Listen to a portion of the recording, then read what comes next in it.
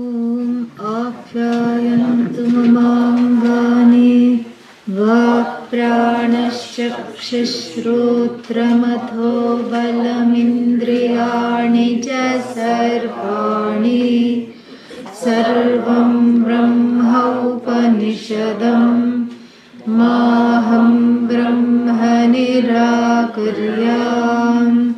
मा ब्रह्म निराकरोत् अनिराकरणमस्त्वनिराकरणं मे अस्तु तदात्मनि निरतेय उपनिषत्सु धर्मास्ते मयि सन्तु ते मयि सन्तु।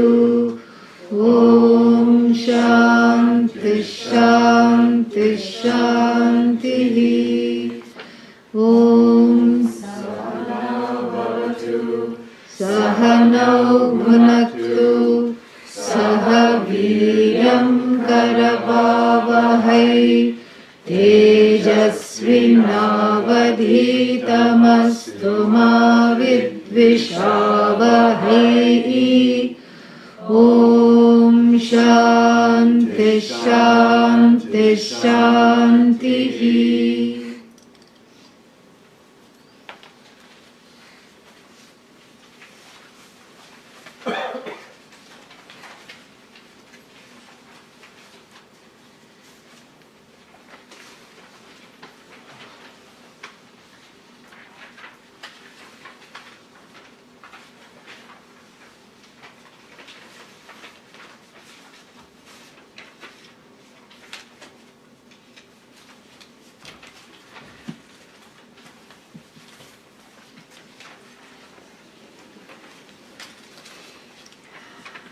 तौह अन्वीक्ष्य प्रजापतिः उवाच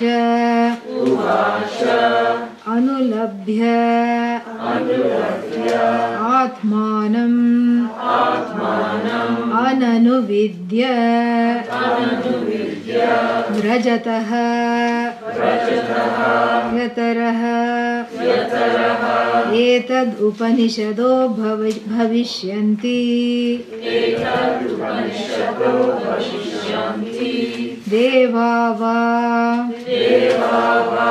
असुरा वा ते परा भविष्यन्ति। सः शान्तहृदय एव विरोचनः असुरान् जगाम तेभ्यः एतामुपनिषदम् प्रोवाच आत्मा एवेह मह्यः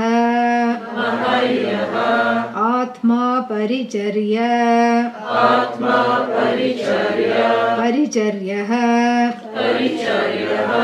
आत्मानम् एव इह मह्यन् आत्मानं परिचरन् उभौ लोकौ अवाप्नोति इमं च अमुं च इति। Yeah, so now they both go away, right? Shanta Hridaya, they both go away. Who are they, both of them? Virochana and Indra, or rather Indra and Virochana. Both of them go away. Shanta Hridaya means relatively they feel like the purpose for which they have come has been fulfilled and they go away.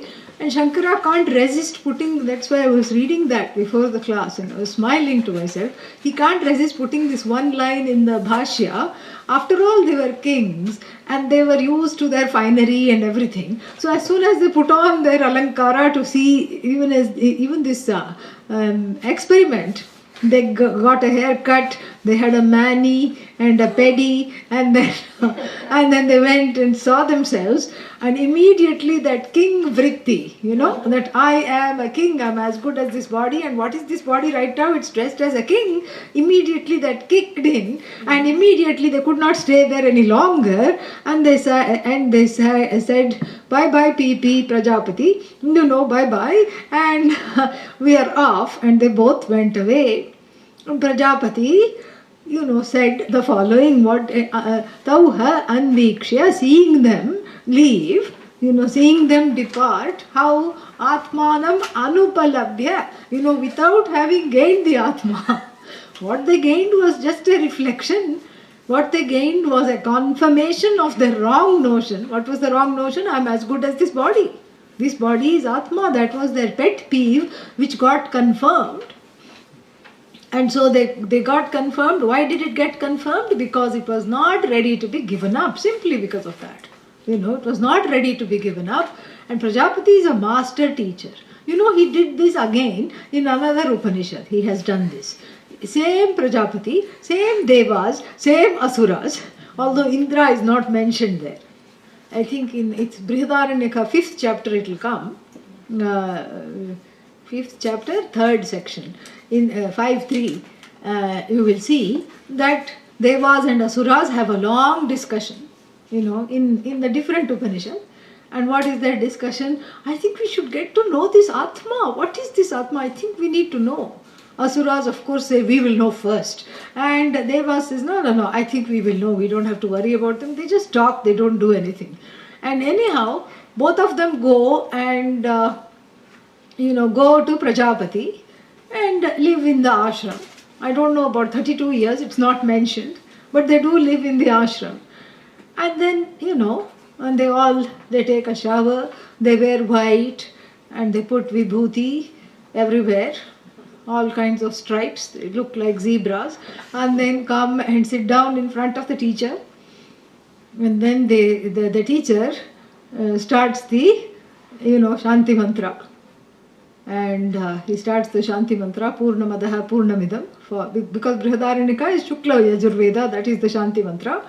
And then after that, they're all expectantly waiting for the class. And the class is a monosyllabic class, And Lord Dakshinamurti is famous for Mauna Vyakhya. Prajapati is famous for Mono Vyakhya. One syllable.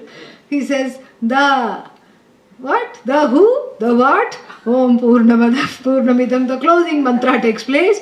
In fact, the opening mantras and the closing mantras are longer than the class. And the class is just one syllable. And they look at each other and of course they start chatting. What is this? What is this da? Da what? Da what? And then the Devas say, da means to give. Datta, it must mean to give. And they go and ask Prajapati. He says, not now, do some Gurukula Seva. Next class you can ask. And the next class, same thing happens. They sit down. Again, the what? Second the. And then for the second the, they have one more explanation. Dam yatam means, have dama. Manage your sense organs. Manage your organs of actions. Maybe this is what is being talked about. And again he goes away without either confirming or denying it. And, and then the third time also the same class, same repeat, everything. And then the third da, now they have to decode the third da. And they say it is dayadhvam, we need to become more compassionate even to understand these das. And then he says, okay, you are right. So this is Prajapati. So we know even from before that it's not the first time he is seeing the likes of Indra and Virojana. He's seen it all. In the Brihadaranyaka Upanishad, he's encountered, these types of people, and he's encountered inner children of all hues and varieties, and he's not in the least bit, ruffled in any manner whatsoever. But what he does is that he seeing them leave, he expresses a regret. Here they go, he says, Tau, that seeing them depart, Anviksha, seeing them depart, he said, what did he say? Atmanam anupalabhya, anuvidya, not ananuvidya, not knowing, not gaining the truth of this. Look at them leave. And then what? Then he also issues a warning. What is the warning? Etat, this, whatever I have taught here, or whatever, not that I taught, whatever conclusions, the wrong conclusions that got affirmed for them, whatever got affirmed, and what is it that got affirmed? The body is Atma, body is Brahman, body is the truth. This is what got, the wrong notion got affirmed. He says, whatever got affirmed as now has become an Upanishad, correct? Yeah, because what is an Upanishad? That which removes ignorance, that which makes one shed all the wrong notions, correct? And that dialogue between the teacher and the student is the Upanishad. So here they had this dialogue where the wrong thing was confirmed. So a new Upanishad within heavy quotes was born, right? And Prajapati refers to this wrong teaching as the Upanishad. A new Upanishad. And what is this new Upanishad? A wrong Upanishad. Very interesting. So he says this wrong Upanishad has been birthed now in this conversation, and for whom this wrong conversation becomes the Upanishad, whether they are devas or asuras, meaning whether they are, whether we are talking of the frozen needs and the woundedness of the inner child, or we are talking of an adult with no viveka, whatever we are talking about, or we are talking of someone with dharma and someone who is prone to adharma, whichever way we take this, whether they are devas or asuras, if they consider this to be the Upanishad, it will not bless them. Not only will it not bless them, what else will it do? It will destroy them. Para plus bhavishyanti, para means it's defeat. Para plus jayaha, para jayaha. Jaya means victory, but when the prefix para comes, it means defeat. So it gives the opposite meaning. So bhavishyanti means, they will be well, they will continue to be. Para bhavishyanti means they will cease to be. Because the wrong teaching is now being enshrined in their minds as the correct one. And then what happens? And then we inaugurate Virochana's ashram. Virochana opens a Asura Kulam. And what happens in the Asura Kulam? All the teachings look the same way. First of all, they have lots of. If you go in the Virochana's ashram, you will find large cauldrons of water, so that you can gaze at yourself. You can do a lot of nididhyasana by navel gazing. You know the expression navel gazing, right? It's not ship watching, Naval, navel gazing, meaning being completely solipsistic and watching yourself all the time, being self-centered. And so, so you will get large bodies of water, and massage therapists will be standing by. Because body is the only thing. And what else? The people with scalpels to do all kinds of tucks and lifts, the doctors in Florida will be specially commissioned. I'm just imagining what this ashram will look like. So it will be like a very nice Asuric spa, where the body is enshrined. So all kinds of oil treatments, mud baths, those kinds of things. Healing mud baths and face packs and body packs and manicures and pedicures and, the whole 9 yards. Everything will be there. And then in between LITE, light classes, you are on the right track. Keep serving the body. The body is indeed the truth. Don't let the body sag. If the body is sagging, Atma is sagging. If the body is destroyed, Atma will be destroyed. So keep the body going. And here for a large fee, we have a weekend package and all these things. We have a weekly package. And so from that parampara, all the costly spas which are in existence now were born. So then, this is what it says towards the end, without the embellishments that I have just given. It gives in a very plain way. So he says, Virochana went back to the Asuras. Asuran Jagama. A long time ago, he went back to the Asuras. And then, Tebhyaha, unto them, Ha etam Upanishadam. He taught them this Upanishad. Yeah, what is the Upanishad? Spa Upanishad, He taught them the Spa Upanishad, which was all the wrong notions, the body as Atma. Provacha. Provacha means he kept teaching them until they understood. So, Prakarshena Uvacha. He didn't stop teaching.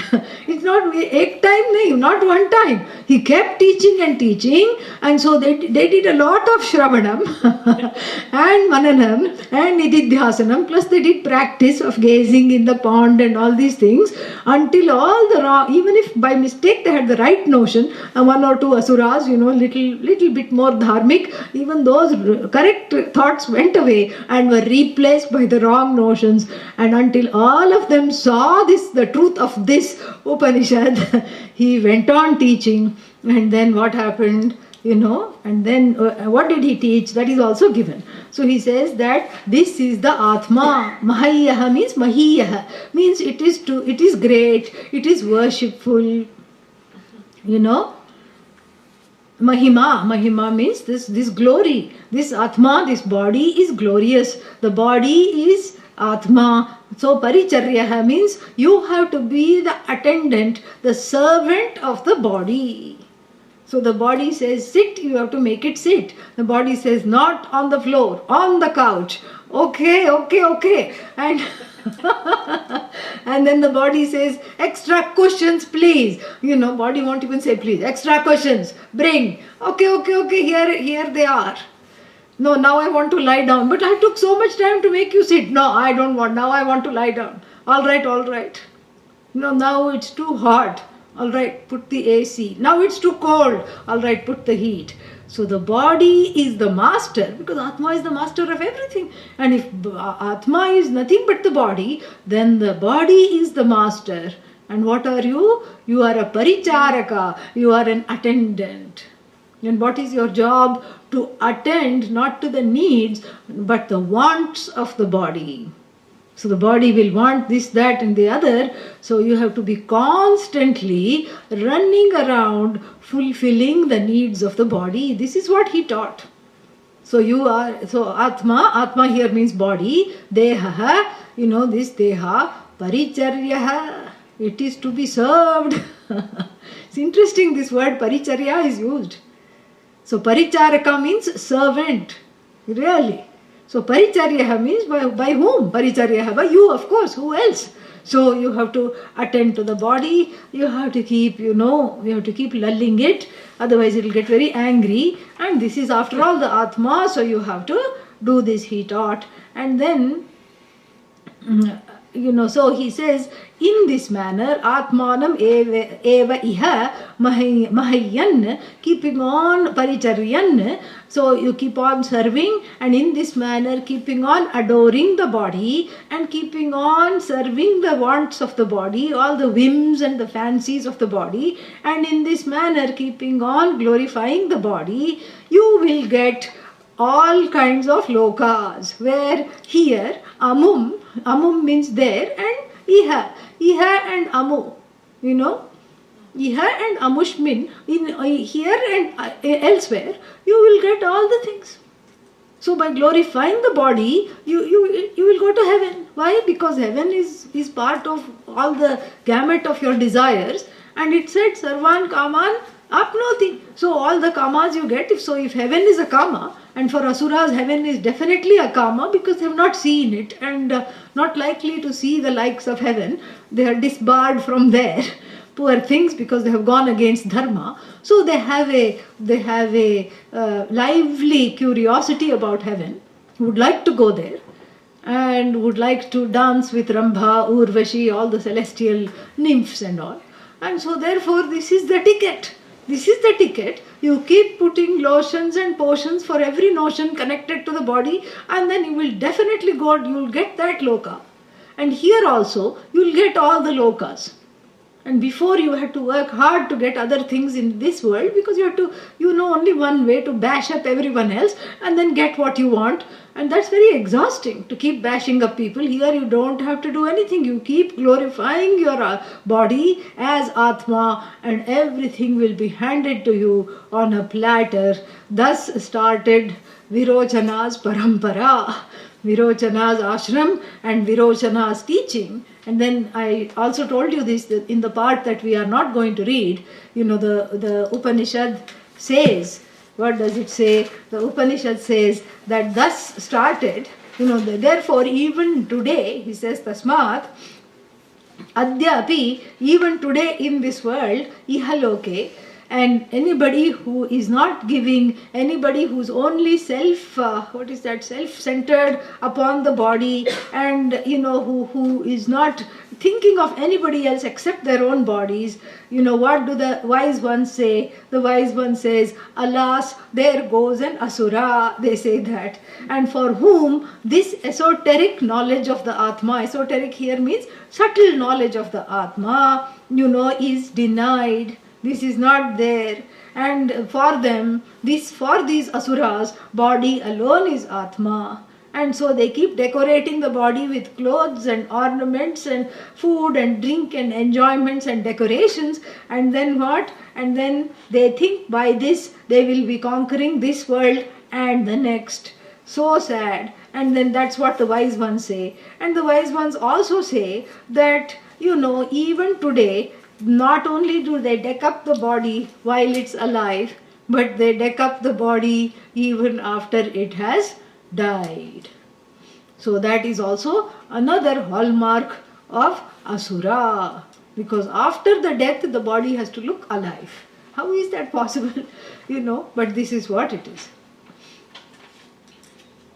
And you were telling of the latest fad of being in the sitting position to look. The mortician's new boon. Yeah, the mortician staged the body to look like it is sitting and in conversation and having a cup of tea. And then I also read somewhere else that this man wrote a will or whatever they write, his last wishes, that he should be standing in his own what is called wake, and then he should be standing and then greeting all the guests, as it were. So standing right by the door. And so they said that they spent thousands of dollars to prop up this body. This body is defying gravity, right? To make it stand up, you have to have all kinds of props. The props should not be visible, because it's not that it's being propped against the wall or a door or something. No, it should not be visible. It should look self-standing. This is the problem. Body is not self-standing. Atma is the only one self-standing. So here, this is what is called asuri vritti. Actually speaking, it's nothing to do with the body. It is pursuing the finite and thinking it is infinite. This is the mistake. The body just becomes upalakshana, a kind of an example here. So it's pursuing the finite and thinking forever, infinitely thinking that the finite is infinite. And it's a very exhausting pursuit. The finite never becomes infinite. Infinite is not a matter of becoming, it simply is. And so they make this big mistake, and then they go away. Now back to this verse, this mantra that we just chanted, Prajapati's expression of regret. Like, oh, those poor students, look at what they learnt, and they thought this is the quote-unquote Upanishad. Whoever goes will give the wrong teachings. It was both a blessing and a warning. Why was it a warning? Because if any parampara starts like this, it will not have the authentic stamp of the teaching.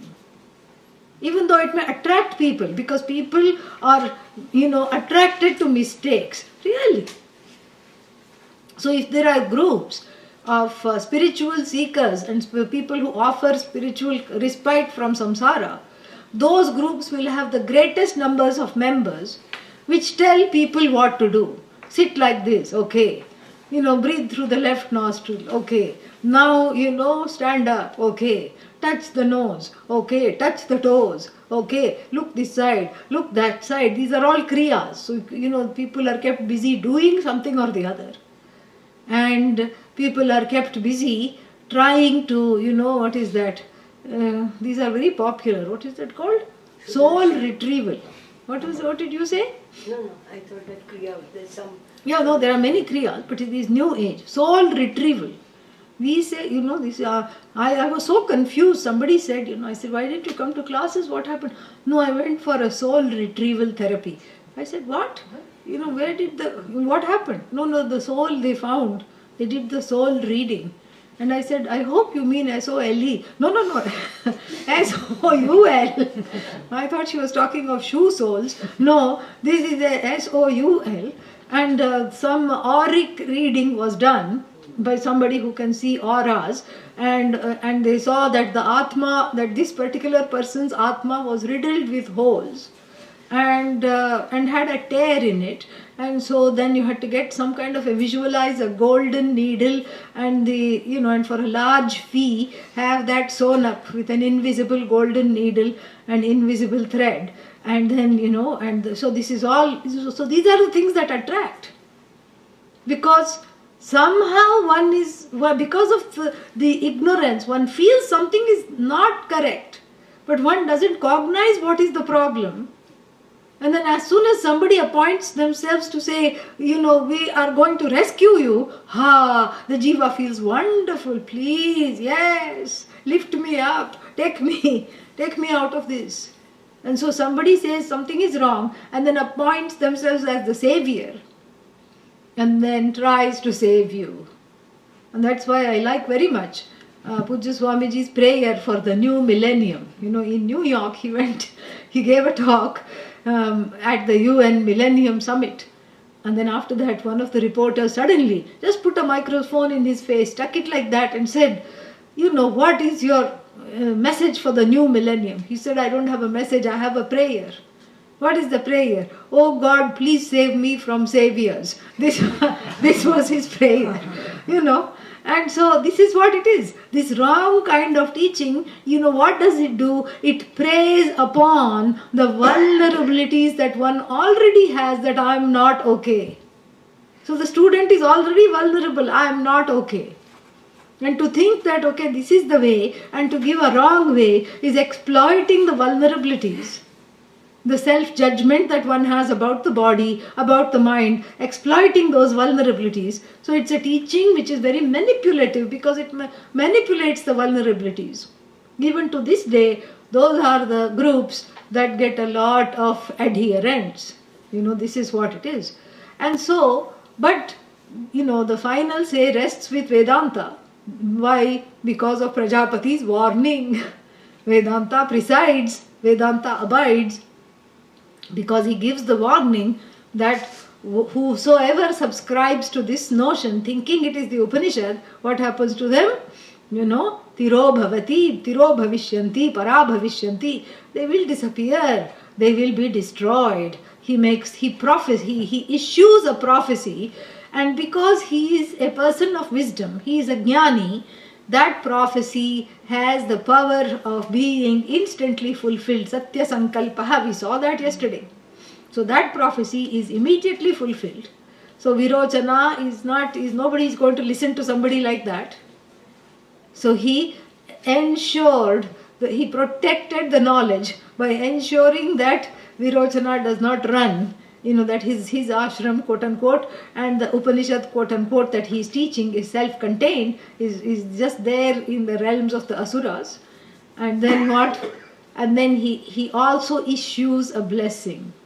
He says, oh, see them depart without knowing the Atma and without finding out what it is. And that becomes a blessing because it calls back Indra. Indra goes halfway and then starts to think. First he is very overjoyed. First he says, "Ooh, this is nice. Atma, apahata papma. All I have to do is put lotion on the body, and each time I put lotion, Atma, I'm just increasing the Atma. And then I just eat a lot of sweets and fried things. And then what? I become Bada Mahatma. I become a big Atma. And this Atma is who I am. And this Atma is nothing but the body. What a lovely body."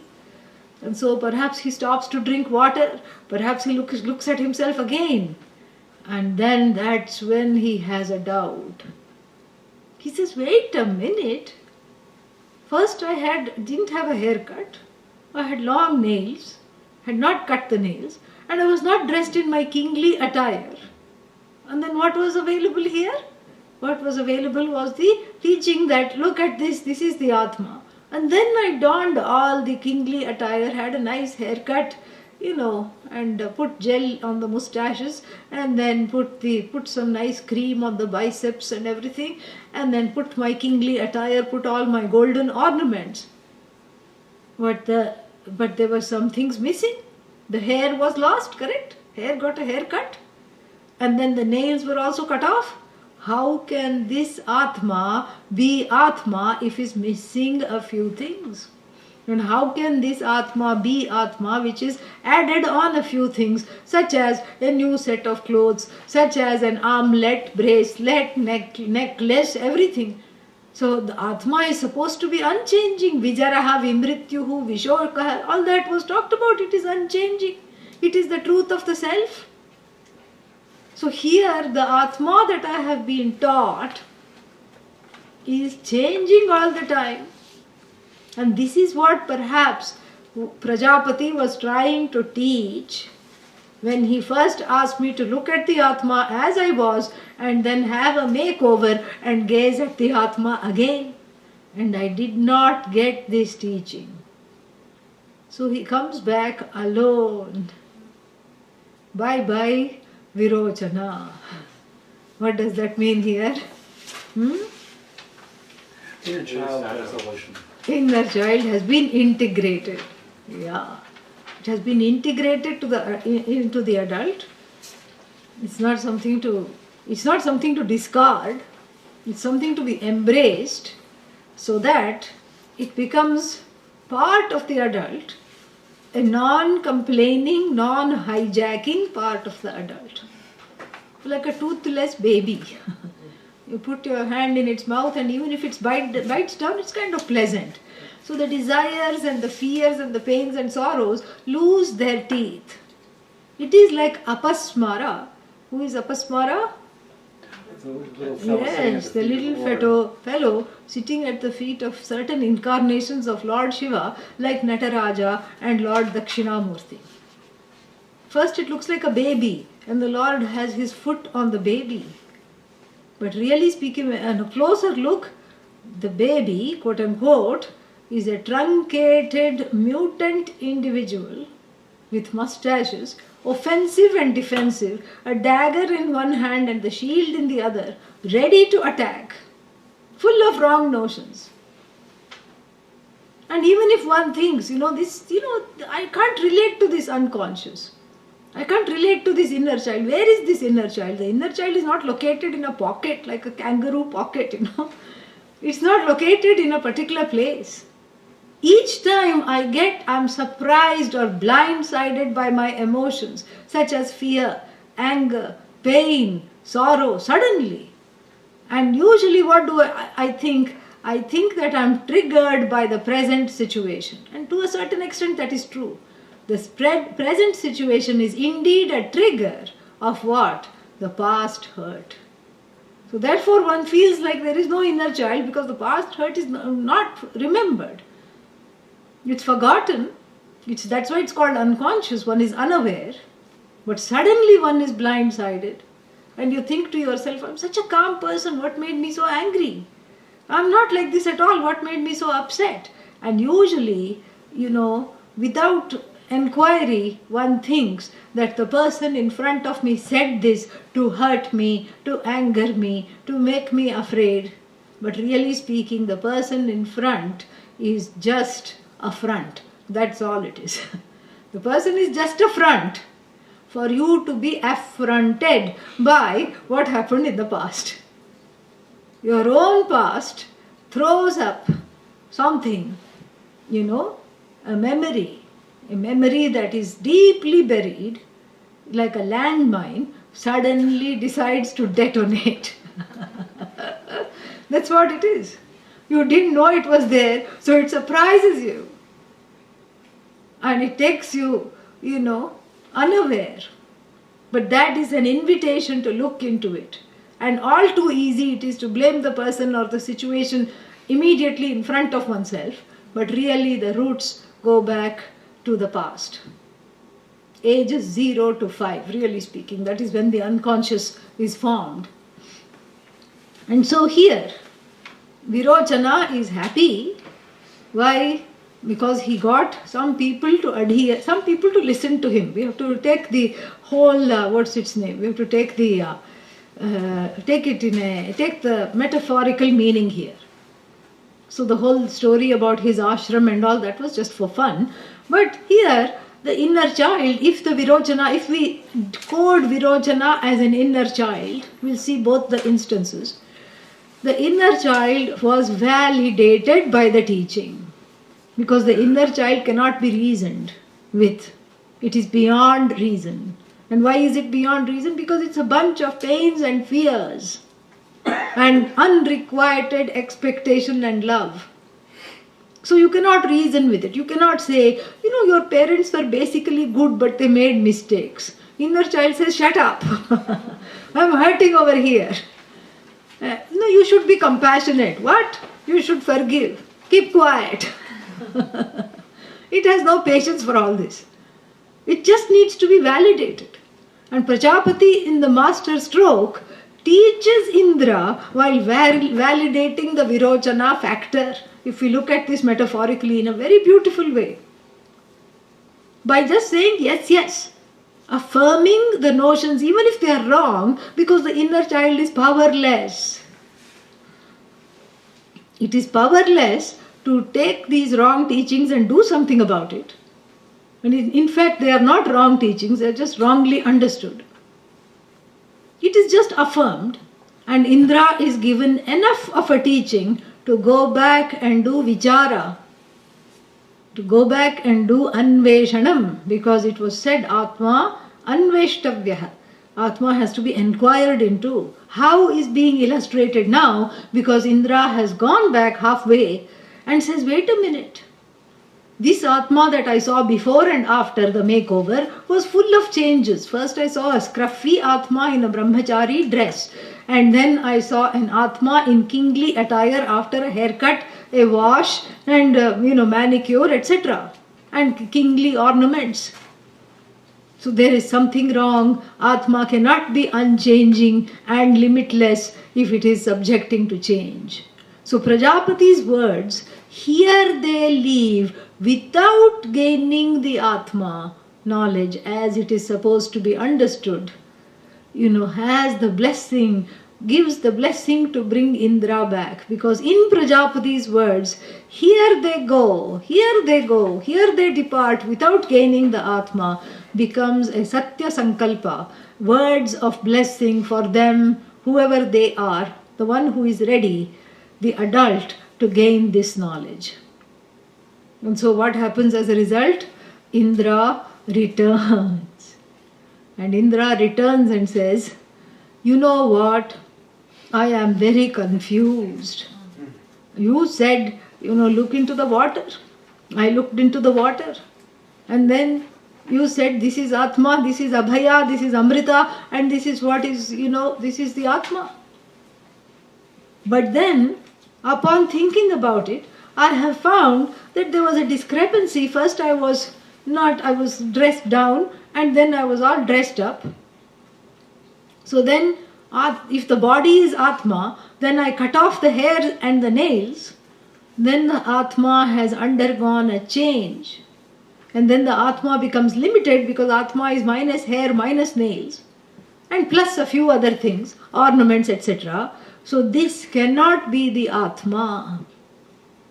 And if Prajapati is pleased to see Indra coming back, and if Prajapati is pleased to see Indra coming back alone in the singular, he does not show it. What does he say? He says, please stay here for another 32 years. What? Please stay here for another 32 years. Isn't this harsh? Because he has already stayed for 32 years. Well, he stayed for 32 years. What happened? Because 32 years he was busy being hijacked by the inner child. So that was a washout. That was in the wash. You can't even count those 32 years because his script, his narrative was being run by the inner child. He was not a mature adult to even ask for this knowledge. That's why silently he dwelt there. So those 32 years are gone, put a cross through them, cancel them out. But then why not one more year? Why 32 years? Because that was the number of years he had dwelt before. And this is another very important clue about teachers of Vedanta, very highly evolved teachers of Vedanta. Go with the status quo. They do not disturb the status quo. And I have seen this even with our Guru, Pujya Swamiji. And what he would do is he would always say, keep doing what you're doing. I want to study. Yes, you can study, but keep doing what you're doing. And sometimes the person would say, I don't like where I am. Keep being where you are. Until when? 32 years. So this is how it is. Because there is something there in that status quo. It is not that he chose the 32 years. Indra himself had lived there for 32 years. So if Indra has a limit, it might be 32 years. So make him stay there. What is the harm? There is no harm. What will go is, more little harbored Virochanas might be there, Virochana in the form of inner roaches, might be there. So this will serve Ragadveshas might be there. And the Antahkarana, the inner instrument, is not yet completely clear. The Antahkarana is neither Shuddha nor Nischala. Nischala means stable enough for this knowledge. So 32 years, let him spend here. And so he lives for 32 years, 32 more years. Before that he gets an instruction. But before we see that, I want to look at this in a slightly different way. We saw if Virochana is the inner child, what happened? He got integrated, he got validated. The inner child was given a little room full of other inner children to teach and play with. And, and it was satisfied. And it allowed the adult to focus on their ambitions and their goals without hijacking those goals. So that is one explanation, one interpretation. The other interpretation we can take more literally, that indeed he was an asura, but the asura means what? One who is filled with ragadveshas and the one who is not very high on the dharma quotient. The one who is not very righteous in their ways of living, in their ways of being. This is the person. So whether it was an aspect of Indra or whether it was someone outside, doesn't matter. So even if you take it as asura, the asura was also quietened down.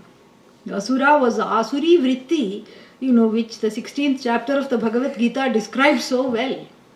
The vritti means the disposition of an asura is very well described by talking about, and the title is Daivi Sampatti and Asuri Sampatti. Sampatti means treasure. So, and sometimes they have very funny translations. What is that? Divine and devilish treasures. Sometimes the translation reads like that.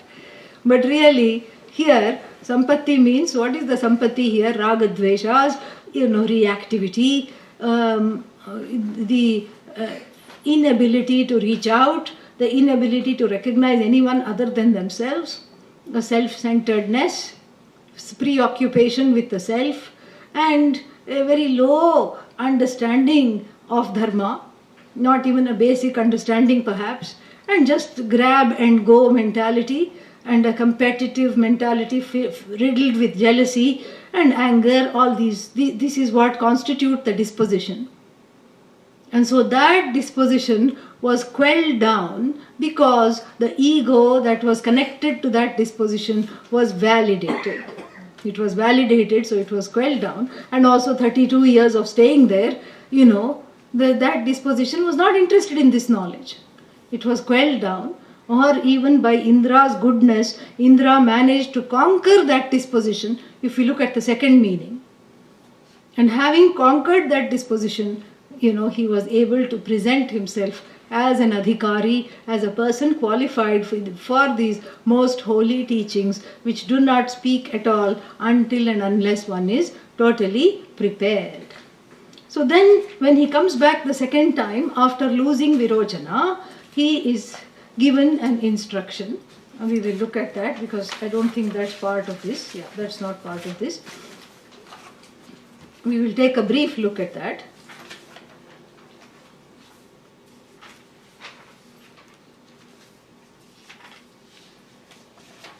Then next time also he came with a bundle of sticks in the hand, presented it to Prajapati, and then Prajapati said to Indra, Pravrajihi, he Maghavan, O Indra, Pravrajihi tvam. You went, and who did you go with? Sardham Virochanena Pravrajihi. With your half. See, that is why this meaning is very valid. With your other half, who was Virochana, perhaps your own, adharmic twin or inner child, you went away with him hand in hand, skipping along the path, Pravrajihi, Sardham Virochanena. Then, Kimichantam Punaragamaha iti. So, why have you come back again with sticks in hand, O Indra? And then Indra says, Bhagavaha, look at my problem. This is my dilemma. So that when the body is well adorned, Atma is well adorned. When the body is dressed down, the Atma is dressed down. And so imagine when the body grows old, that means Atma is old, which means what? That what we said about Vijaraha, never getting old, is a lie. And then, when supposing I lose one eye, then the Atma becomes one-eyed. And then supposing, I get the flu, and then what happens? Lot of phlegm, phlegm is coming out, and out of the eyes and nose and all the orifices. Then do we say the Atma is virtually flamboyant? Do we say that? And then let's say I lose a leg, oh revered sir, then does the Atma become crippled? And you see, if the body gets destroyed, then if the Atma is also destroyed, he says, Nahamatra bhogaya bhogyam pashyami. Bhogyam here doesn't mean something to, bhoga. Here means I have come with a hunger to learn. So this is bhogya, bhojana yogya, meaning this is what I need to consume. This is what is fueling and filling this hunger. This knowledge is filling this hunger. I have come with a true desire to learn. Nahamatra bhogyam pashyami. I don't see anything of benefit here. If this is the teaching, then if the body is destroyed, Atma, Tata, bye-bye, then what for have I dwelt here? What have I learnt? This is not correct. And this is what he says to Prajapati. And then Prajapati says to Indra, he says, Oh Indra, you are correct. You see, he's again validating. This is very beautiful. You are indeed correct. And I shall explain this to you when, after 32 years, please stay in the ashram for 32 years. And then 32 years later, he lived with the teacher for 32 years, 32 long years. And then what? And then the next class took place. And then what did he say? He says, the one you saw who was adored, that glorious Atma, that adorable Atma, is the one that is seen in the dream. In the dream state, what you see, that is the Atma. And then what happens? This is Abhaya, this is Amrita, this is the one that is crossed death, this is the fearless one. And then, Indra says, thank you, put on his kingly attire and heads back to his palace. Then halfway there, what happens? Wait a minute. This is not correct. There is something wrong. This teaching is also not, I'm not understanding this. Because if it is just, he says that this Atma, which is of course apahata papma, free of papa and everything, if the dream is just so short-lived, and then in the dream, if the dream is so short-lived, and how can this be the dream self? And how can the dream self survive without the body? So if the body is destroyed, can the dream survive without the dreamer? No. So the dream is also destroyed, and what is destroyed cannot be the Atma. So what should we do now? No, look for sticks and then go back. Look for another bundle of sticks, and then so he looks for a whole bunch of sticks, makes them into, gift wraps them, holiday gift wrapped, bundle of Samit, and then Samit Panihi takes the sticks and then goes back again. And then, Prajapati asked the same question. Oh Maghavan, why have you come? You had gone away with a Shanta Manaha, satisfied heart. Why have you come back? And he says, look, this is not correct, because if the dream self is the self, and if the dream, the dreamer is destroyed, the dream also is destroyed, this does not make any sense at all. So therefore, I don't think that this is correct. And then what does he say? What does Prajapati say? By this time you should know. Wait. Exactly. See, we are all becoming experts in this particular chapter of the Chandogya Upanishad. We can predict what Prajapati, we can speak for Prajapati. He says, that's not a problem. I will dispel all these wrong notions, don't worry. You just have to do one small thing. What is that? Live for 32 more years. And Indra doesn't say, off with your head. No. What's wrong with you? If you can't teach me now, I have to go. I'm in a hurry. Nothing. He says, okay, 32 years I will live. And in those 32 years, what happens? More things drop. The ancient teachers, they were of very few words. We just keep on talking all the time. So many classes per day, so many classes per week. They didn't do that. They just said a few words and went away. And then they came back 32 years later and said a few more words and went away. It was some kind of an economy. It was almost like what is now called the Zen koans, These koans are just like the sutras, like aphorisms.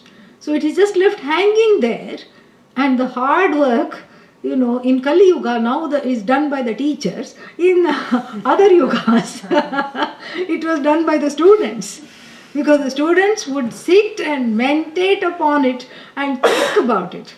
Like, no, this cannot be the truth. What is there? And really do karma yoga and focus on inner development of the shama, dhamma, etc. And work really hard for that. And then, and strive for studentship and strive to drop the resistance and the fear. And then, become and then partake of this knowledge. So really, like I said, the Uttama Adhikari, when I gave you the explanation 2 days ago, I talked about how Nachiketa, Satyakama, even Shvetaketu, all of them, they just understood it in a short while because they were ready, and that readiness was just there. So therefore 32 years is nothing because he had already lived for 64 years. And so another 32 years is not a big deal, and so he lives for 32 more years. And then the next class happens. And what happens in the next class? Prajapati comes and says that the one who sleeps is the Atma. The one who is sleeping is the Atma. Because in sleep there are no barriers. See, none of this is wrong. And I'll tell you why. Let us finish this part. I'll tell you why none of this is. It's not that he's misleading and torturing the poor Indra to keep remaining at the ashram year after year, decade after decade. This is not wrong. But Indra is not understanding the whole thing. And Indra is also not asking the proper questions.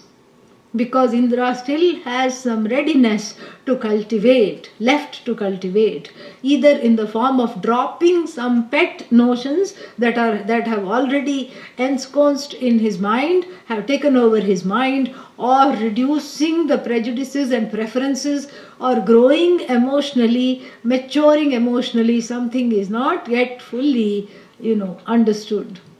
There is a gap there. So he says that the one who sleeps is the Atma. The one who sleeps is the Atma because Prajapati explains, in sleep, the one, one is free. Free of the body, right? Free of the mind.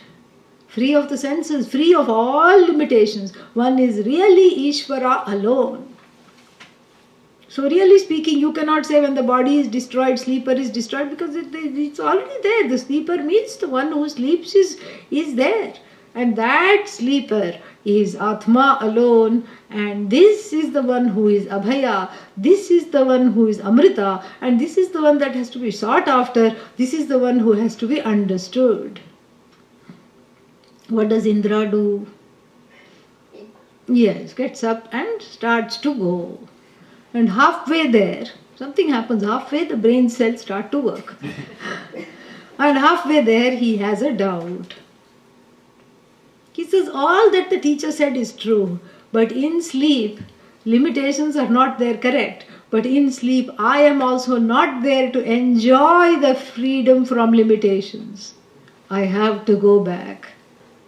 So, na atra bhogyam pashyami. He repeats the same thing. I don't see anything of value here. I don't see anything of benefit here. I have to go back. Then what happens? Gets a bundle of sticks. Very true. Goes back to Prajapati. Let us see what he says. So then he samit panihi punaha eyaya tagum Prajapati uvacha. So unto him Prajapati said, you again, what do you want? You went away, you said you had got the teaching. What is your purpose of returning?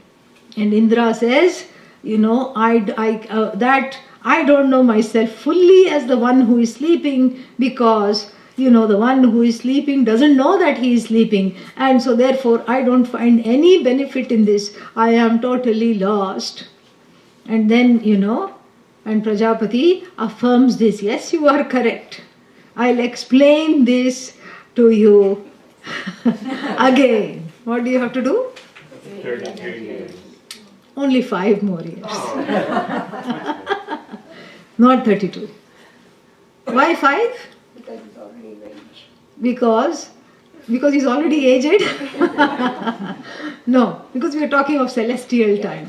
No, 5 because 32 plus 32 plus 32 plus 5 make 101. Yeah. So that 101 is important. And also, his questions are getting more and more refined, which show that there is an emotional growth and maturity. And the way he's approaching, because he's not blaming Prajapati. He's like, what kind of a teacher are you? Keeping on making me stay here for 32 years and you're not telling me this. You're withholding information. You should, by this time I should have become an acharya and headed one ashram. And look at how you are keeping me in this state. And I'm not an ordinary person. I'm the king of the devas. And they're all waiting for me to teach this, and you're taking so long to teach me. That reactivity is not there. And the questioning is not there. There is complete shraddha. So when, he is told, please stay for 32 years repeatedly. 3 times he is told, stay for 32, stay for 32. Two other times. One time he stayed by himself. And he doesn't react and he doesn't say, why 32? And he doesn't try to bargain with the teacher. How about 2? Let's cross out the 3 there and just have 2 years. No. He continues to stay. So much is his shraddha. And he knows he will gain the knowledge. He knows the teacher will teach him.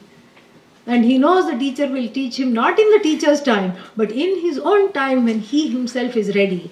And so saying, he agrees to stay for the last 5 more years. He agrees to stay on as a student for 5 more years.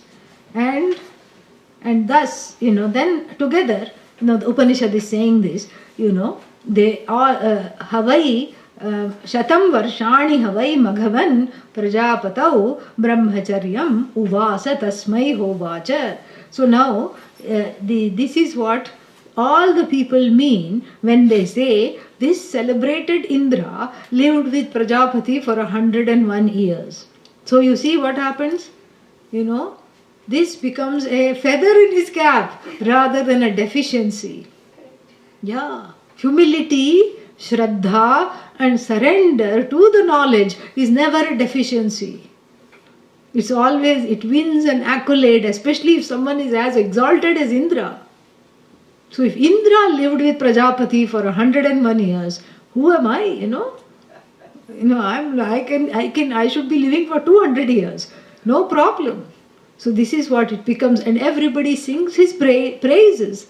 This is what the Upanishad says, and they value his action.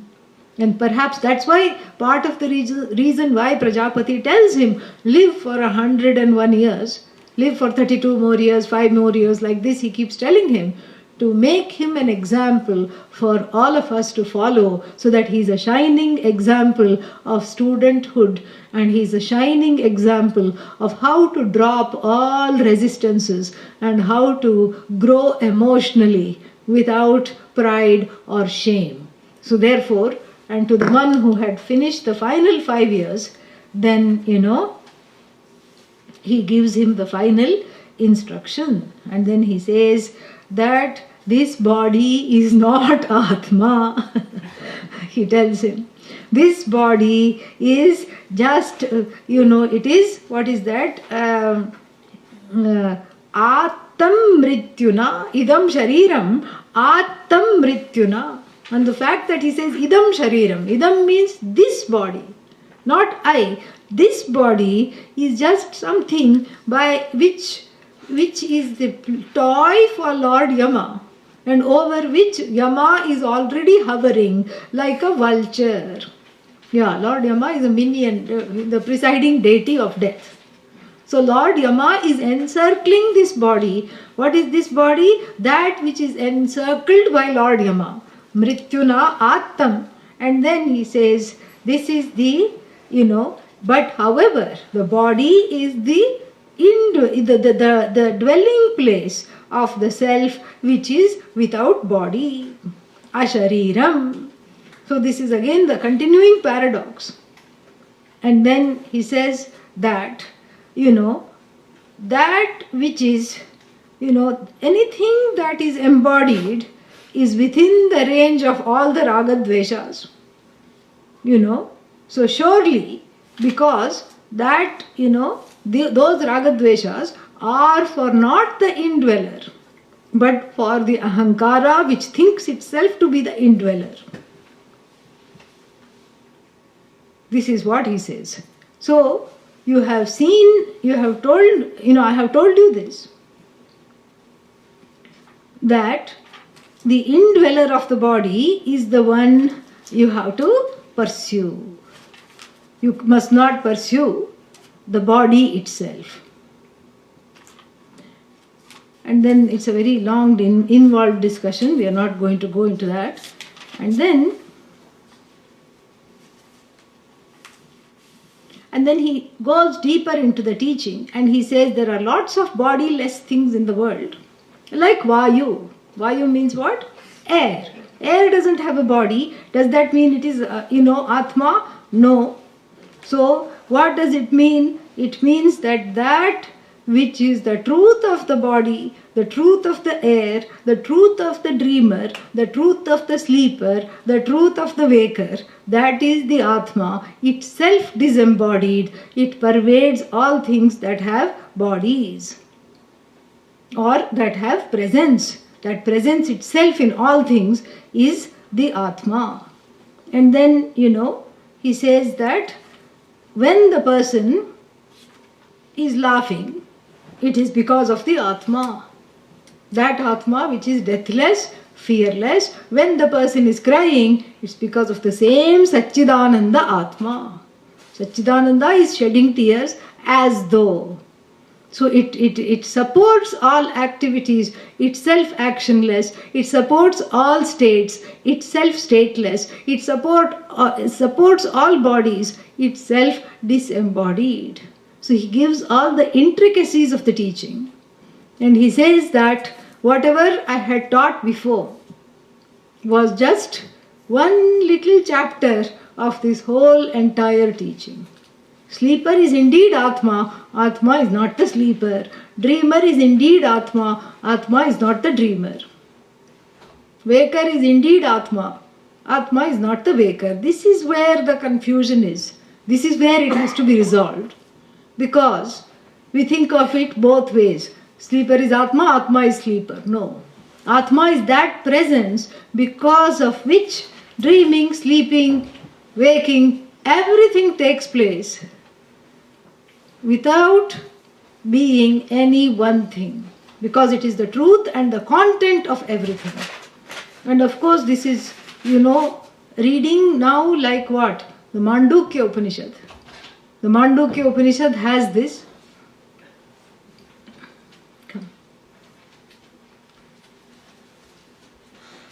Mandukya Upanishad has this very teaching. And in great detail. All three states of being, which are one's own experiences, universal experiences of dream, sleep, etc., have been totally analyzed. And they have been analyzed in such a way to see that these three states are just like what we talked yesterday, timeshares. They are timeshares. You remember that example, right? Yeah. Where was this person from? Mississippi. But had a house in Colorado, had a house in Arizona, had a house in the beach in Florida. So Turiya, which is short for Chaturiya, is not the fourth state. There is no fourth state, only fourth estate, which is called the press, an old name for the press. There is no fourth state. It simply doesn't exist. So the fourth state is actually the original home of the I, which lives in three states. It is not a separate, it's not a separate box, because if the fourth state becomes a box, then what? Then this knowledge has no hope. So it is the Turiya Atma always. Always it is Turiya. And this Turiya Atma enters the waking state, identifies with the waking state and the waking consciousness, and is called, gets a new title, Waker. It as though identifies, and by this association with the waker, it upholds the waker and the waking state, and now is called Waker. And the waker gets tired and sleeps.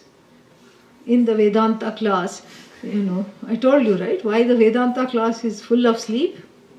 I told you that story, yes?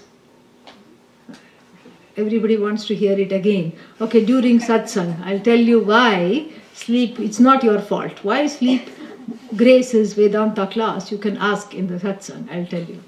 So, then, in the sleep, what happens? the Turiya Atma enters, as it were, the sleep state and associates with it, just like an iron ball, is put in the foundry. When it is put in high heat and is associated with the heat, it starts to look red and shiny and is of course extremely hot to touch. Are the heat and the redness, the light and the heat, do they belong to the Ayaf Pinda, the iron ball, or do they belong to the fire? Hello? Yes. So it is as though borrowed by the iron ball. In association, it has taken on the dharma of the fire, but itself is cool. It's cool and dense, it's not lit up. So similarly, the Atma enters the sleeping state and takes on the dharma of the sleeper, as it were, without being affected, and is called sleeper. Then there is Ardha Vikasa. The Atma half awakens because of the pressure of the desires and the memories of the one who is embodied. And those memories are woven into a dream, and the Atma gets a new status, now called dreamer. But really speaking, waker is of course upheld by the Atma. Sleeper is upheld by the Atma. Dreamer is upheld by the Atma. Atma is the presence and the truth of the waker, dreamer, sleeper. But neither the sleeper nor the dreamer nor the waker is the Atma. Atma is free from all states. And that freedom from all states is called Turiya. So Chatura has a double meaning really. It means fourth because from the standpoint of one's own ignorance it is the fourth, because we are so attached to these three states. So that's why we say four. But Chatura also means Daksha, clever. Yeah. Because herein lies the clarity of this knowledge. And the one who understands this is very clever indeed. And the Atma itself is described as Chatura because it gives the slip. Are you the waker? No. Are you the dreamer? Of course not. Are you the sleeper? No. But then who is upholding the waking state? Me. Who is upholding the sleep state? Me. Who is really the dreamer? Me. But you said you are not any of those. That's right. Chatura. Yeah. Bhagavan Krishna says in the 4th chapter, Tasya kartaram api mam vidhi, akartaram avyayam. Who made the varnashrama dharma? Who made all these hierarchies of the people? Well, I created everything, so I suppose you can say I did the hierarchies too. What a horrible idea. Who asked you to do all this? I didn't make anything. I didn't do anything. I did this, but I as though did this without doing anything. So even the creation is an as though. So really speaking, the Atma is Chatura because it doesn't get entangled in anything. So the Chatura is a double entendre here. It means the 4th state because the teaching also goes along with our ignorance. Because we are counting these 3 as the primary states. And therefore this is relegated to the 4th state. So it counts like that. Just like Prajapati acknowledged that there were 2 people, even though they were speaking as one. And then finally, the Atma is Chatura because it does not get embroiled in samsara. It has a touch and go relationship with samsara, with everything, with the way, starting with its own body, it has a touch and go relationship. It doesn't get involved in the sickness and the disease and the death of the body. It doesn't get involved in all the sleep. It doesn't get involved in the dreams. It doesn't get involved in the waker. No, nowhere. It just is. It upholds everything without being any one thing. And so the teaching is now complete. And then, Prajapati gives the Upanishad gives the final, Mangalacharanam, the blessing for those who study this knowledge. And then which we will see in tomorrow's class. And tomorrow also, by popular demand, some people have been asking, I will talk about practical tips of of how to raise the inner child. You know, how to raise, pun intended, raise it up to the level of the adult, and how to raise the inner child. And we will be talking about Lord Dakshinamurti more and the whole symbolism of apasmara. By the way, the word apasmara is very nice. It means the one who haunts through memory. Like a ghost. This inner child haunts using the weapon of memory. Smr, memory. Yeah, it keeps relentlessly reminding one of the things that one has blocked up. So exactly what this inner child is and exactly how it lives, what does it do, how to raise it, how to integrate it, and how to get ready for the knowledge, and how to live in the ashram for 32 years at a time will all be discussed in the morning class tomorrow. Tomorrow slight change of schedule because it is the last day, and also change of schedule for the satsang. Satsang is at 7 o'clock in 45 minutes. And tomorrow's schedule, the meditation is the same, 7 to 7:30. And 8:30 to 9:45 is the first class. And I think I will conclude that by that time. And then what we will do is that we'll take a short break and then we will come back, and I would like to hear from all the participants about what they are taking away. We usually do this at the end of the retreat, so it will be wonderful to get feedback from people about what appealed to them, what they saw, what they are going to take away, etc. So this is what we will do in the concluding session. If I have not finished, I may take a little portion of the last session to wrap up certain things, and so this is what we will do. Okay, so that is the thing. So 8:30 tomorrow, 7 o'clock meditation, 8:30 first class, and 10 o'clock the concluding class. So now we will chant the closing prayer and then eat some dinner and come back exactly at 7 in about 40 minutes for satsang. Om Purnamadah Purnamidam Purnat Purnamudachyate Purnasya Purnamadaya Purnamevavashishyate. Om Shanti Shanti Shanti. Harihi Om. Shri Gurubhyo Namaha. Harihi Om. Harinder, please do an arati there and here also. Om Brahmarpanam Brahma Havihi Brahmagnau Brahmanahutam Brahmaiva Tena Gantavyam Brahma Karma Samadhina. Harihi Om.